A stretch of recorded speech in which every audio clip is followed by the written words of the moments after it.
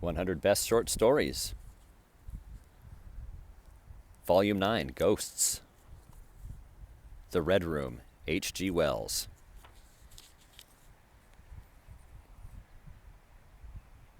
I can assure you, said I, that it will take a very tangible ghost to frighten me. And I stood up before the fire with my glass in my hand.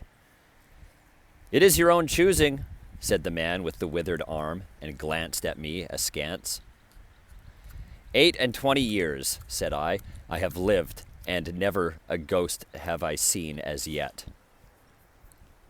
The old woman sat staring hard into the fire, her pale eyes wide open.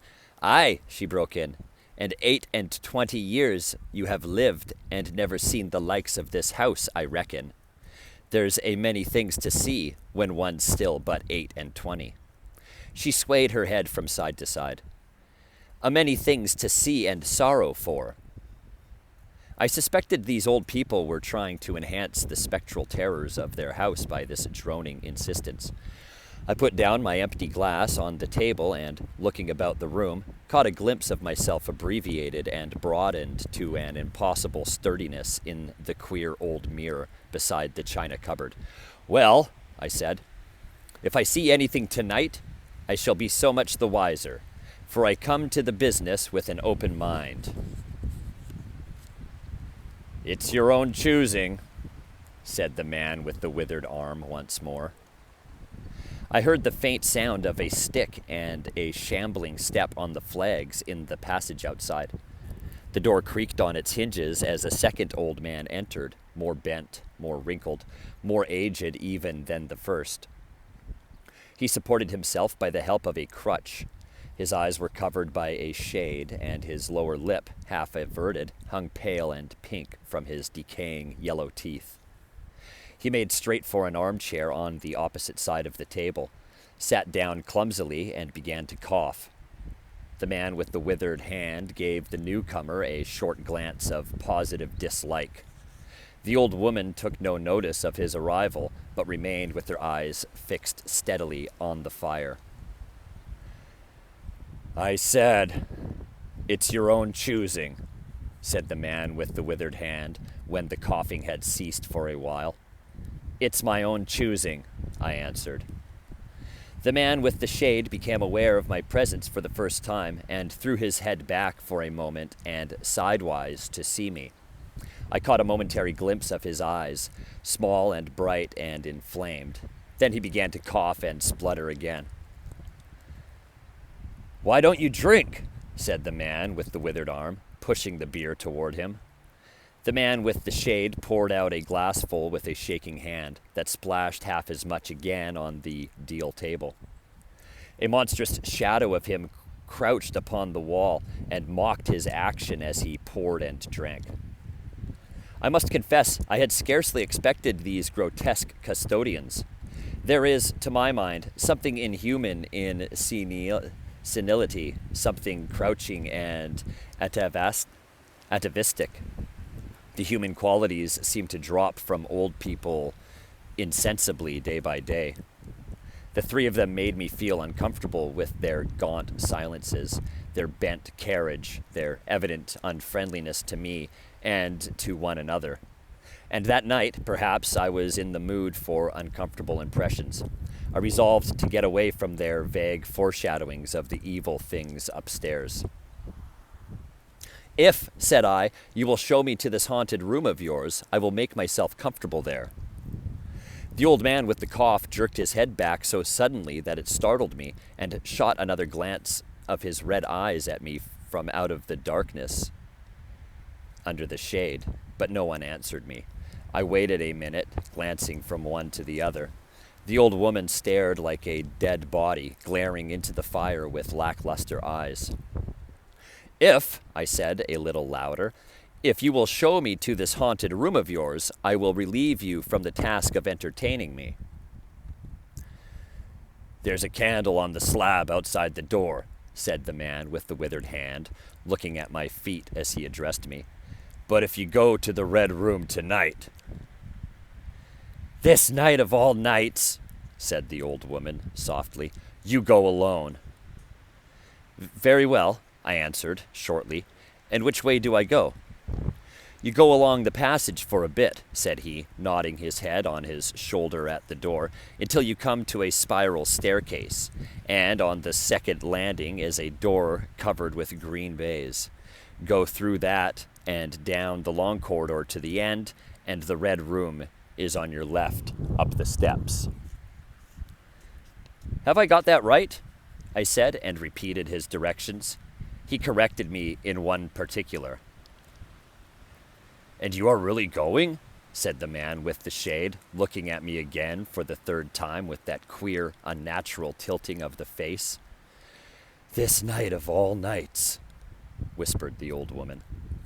It is what I came for, I said, and moved toward the door. As I did so, the old man with the shade rose and staggered round the table so as to be closer to the others and to the fire. At the door I turned and looked at them and saw they were all close together, dark against the firelight, staring at me over their shoulders with an intent expression on their ancient faces. Good night, I said, setting the door open. It's your own choosing, said the man with the withered arm. I left the door wide open until the candle was well alight, and then I shut them in and walked down the chilly, echoing passage. I must confess that the oddness of these three old pensioners in whose charge her ladyship had left the castle, and the deep-toned, old-fashioned furniture of the housekeeper's room in which they foregathered, had affected me curiously in spite of my effort to keep myself at a matter-of-fact phase.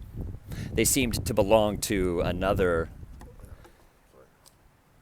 age, an older age, an age when things spiritual were indeed to be feared, when common sense was uncommon, an age when omens and witches were credible and ghosts beyond denying. Their very existence, thought I, is spectral. The cut of their clothing, fashions born in dead brains, the ornaments and conveniences in the room about them are ghostly. The thoughts of vanished men which still haunt rather than participate in the world of today, and the passage I was in, long and shadowy, with a film of moisture glistening on the wall, was as gaunt and cold as a thing that is dead and rigid. But with an effort I sent such thoughts to the right about. The long, draughty subterranean passage was chilly and dusty, and my candle flared and made the shadows cower and quiver. The echoes rang up and down the spiral staircase, and a shadow came sweeping up after me, and another fled before me into the darkness overhead. I came to the wide landing and stopped there for a moment, listening to a rustling that I fancied I heard creeping behind me, and then, satisfied of the absolute silence, pushed open the unwilling baize-covered door and stood in the silent corridor. The effect was scarcely what I expected, for the moonlight, coming in by the great window on the grand staircase, picked out everything in vivid black shadow or reticulated silvery illumination. Everything seemed in its proper position. The house might have been deserted on the yesterday instead of 12 months ago. There were candles in the sockets of the sconces, and whatever dust had gathered on the carpets or upon the polished flooring was distributed so evenly as to be invisible in my candlelight. A waiting stillness was over everything. I was about to advance and stopped abruptly. A bronze group stood upon the landing, hidden from me by a corner of the wall, but its shadow fell with marvelous distinctness upon the white paneling and gave me the impression of someone crouching to waylay me. The thing jumped upon my attention suddenly. I stood rigid for half a moment, perhaps, then with my hand in the pocket that held the revolver, I advanced, only to discover a Ganymede and eagle glistening in the moonlight. That incident, for a time, restored my nerve, and a dim porcelain Chinaman on a boule table, whose head rocked as I passed, scarcely startled me. The door of the red room and the steps up to it were in a shadowy corner. I moved my candle from side to side in order to see clearly the nature of the recess in which I stood before opening the door. Here it was, thought I, that my predecessor was found, and the memory of that story gave me a sudden twinge of apprehension. I glanced over my shoulder at the black Ganymede in the moonlight and opened the door of the red room rather hastily, with my face half turned to the pallid silence of the corridor. I entered, closed the door behind me at once, turned the key I found in the lock within, and stood with the candle held aloft, surveying the scene of my vigil, the great red room of Lorraine Castle, in which the young Duke had died, or rather, in which he had begun his dying, for he had opened the door and fallen headlong down the steps I had just ascended. That had been the end of his vigil, of his gallant attempt to conquer the ghostly tradition of the place, and never, I thought, had apoplexy better served the ends of superstition. There were other and older stories that clung to the room, back to the half-incredible beginning of it all, the tale of a timid wife and the tragic end that came to her husband's jest of frightening her. And looking round that huge shadowy room with its black window bays, its recesses and alcoves, its dusty brown red hangings and dark gigantic furniture, one could well understand the legends that had sprouted in its black corners, its germinating darkness. My candle was a little tongue of light in the vastness of the chamber. Its rays failed to pierce to the opposite end of the room and left an ocean of dull red mystery and suggestion, sentinel shadows and watching darknesses beyond its island of light, and the stillness of desolation brooded over it all. I must confess some impalpable quality of that ancient room disturbed me. I tried to fight the feeling down. I resolved to make a systematic examination of the place, and so, by leaving nothing to the imagination, dispel the fanciful suggestions of the obscurity before they obtained a hold upon me.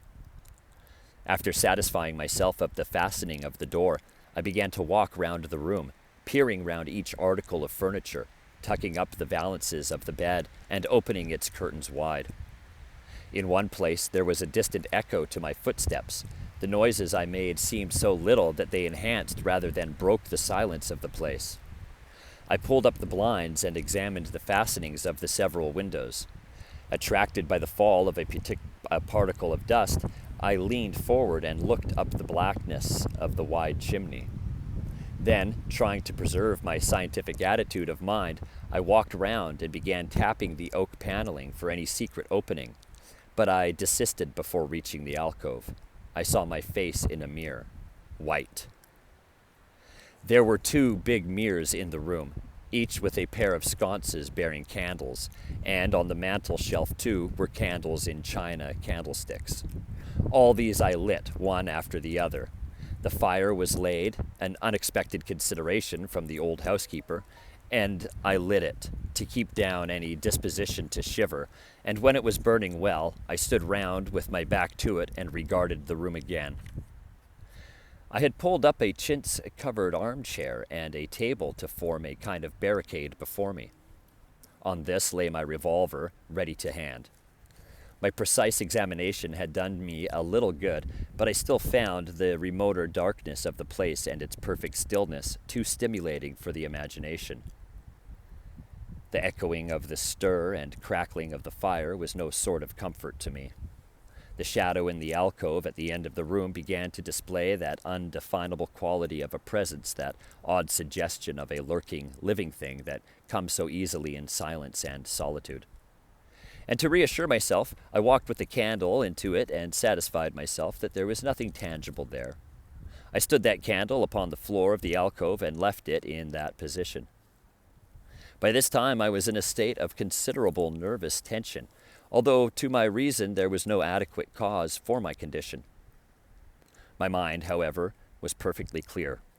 I postulated quite unreservedly that nothing supernatural could happen, and to pass the time I began stringing some rhymes together, in Goldsby fashion, concerning the original legend of the place. A few I spoke aloud, but the echoes were not pleasant. For the same reason I also abandoned, after a time, a conversation with myself upon the impossibility of ghosts and hauntings. My mind reverted to the 3 old and distorted people downstairs, and I tried to keep it upon that topic. The somber reds and grays of the room troubled me. Even with its 7 candles, the place was merely dim. The light in the alcove flaring in a draught and the fire flickering kept the shadows and penumbra perpetually shifting and stirring in a noiseless, flighty dance. Casting about for a remedy, I recalled the wax candles I had seen in the corridor, and, with a slight effort, carrying a candle and leaving the door open, I walked out into the moonlight and presently returned with as many as 10.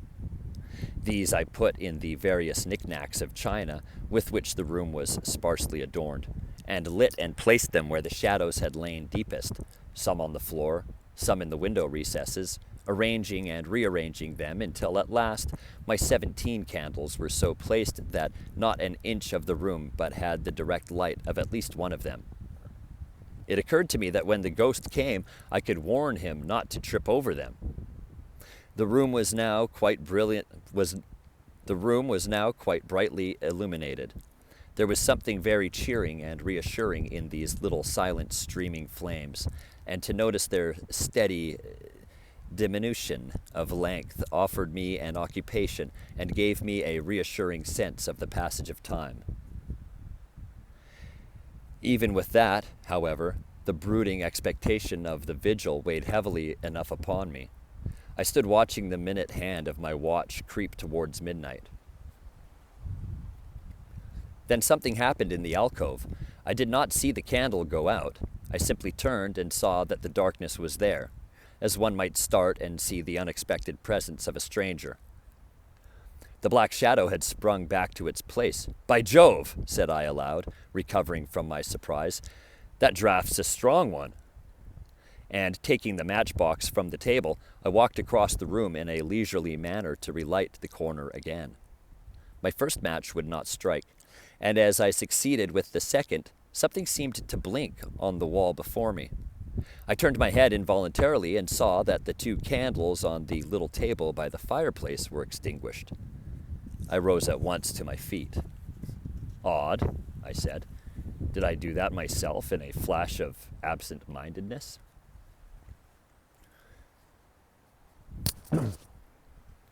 I walked back, relit one, and as I did so, I saw the candle in the right sconce of one of the mirrors wink and go right out, and almost immediately its companion followed it. The flames vanished as if the wick had been suddenly nipped between a finger and a thumb, leaving the wick neither glowing nor smoking, but black. While I stood gaping, the candle at the foot of the bed went out, and the shadows seemed to take another step toward me. "This won't do," said I, and first one and then another candle on the mantel-shelf followed. "What's up?" I cried, with a queer high note getting into my voice somehow. At that, the candle on the corner of the wardrobe went out, and the one I had relit on the alcove followed. "Steady on," I said. "Those candles are wanted," speaking with a half-hysterical facetiousness and scratching away at a match the while. "For the mantel candlesticks." My hands trembled so much that twice I missed the rough part of the matchbox. As the mantel emerged from darkness again, 2 candles in the remoter end of the room were eclipsed. But with the same match, I also relit the larger mirror candles, and those on the floor near the doorway, so that, for the moment, I seemed to gain on the extinctions. But then, in a noiseless volley, there vanished 4 lights at once in different corners of the room, and I struck another match in quivering haste and stood hesitating whither to take it. As I stood undecided, an invisible hand seemed to sweep out the 2 candles on the table. With a cry of terror, I dashed at the alcove, then into the corner, and then into the window, relighting 3 as 2 more vanished by the fireplace. And then, perceiving a better way, I dropped matches on the iron-bound deed box in the corner and caught up the bedroom candlestick. With this, I avoided the delay of striking matches, but for all that, the steady process of extinction went on, and the shadows I feared and fought against returned and crept in upon me.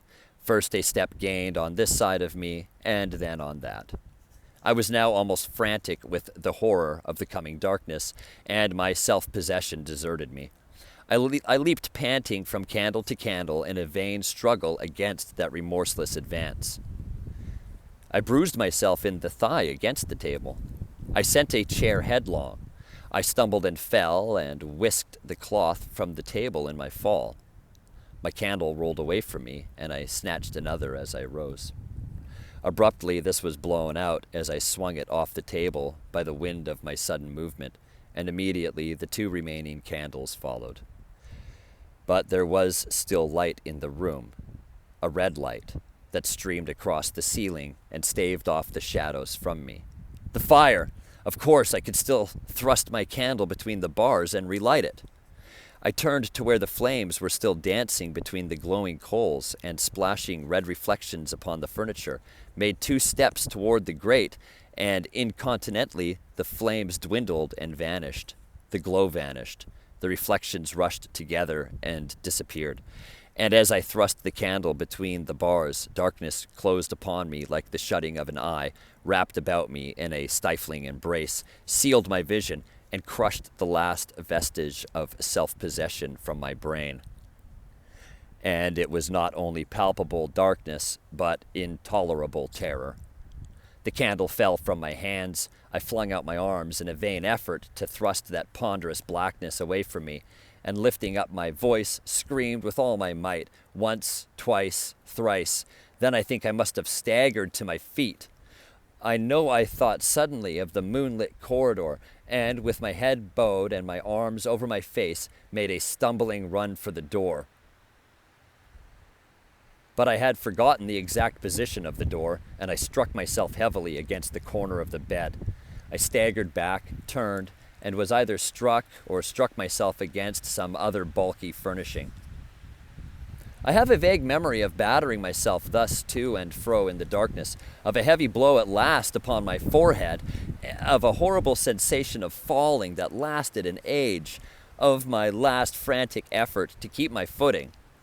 And then I remember no more. I opened my eyes in daylight. My head was roughly bandaged, and the man with the withered hand was watching my face. I looked about me, trying to remember what had happened, and for a space I could not recollect.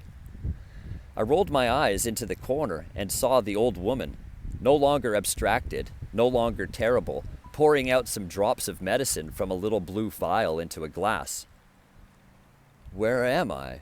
I said. "I seem to remember you, and yet I cannot remember who you are." They told me then, and I heard of the haunted red room as one who hears a tale. "We found you at dawn," said he, "and there was blood on your forehead and lips." I wondered that I had ever disliked him. The 3 of them in the daylight seemed commonplace old folk enough. The man with the green shade had his head bent as one who sleeps. It was very slowly I recovered the memory of my experience. "You believe now," said the old man with the withered hand, "that the room is haunted?"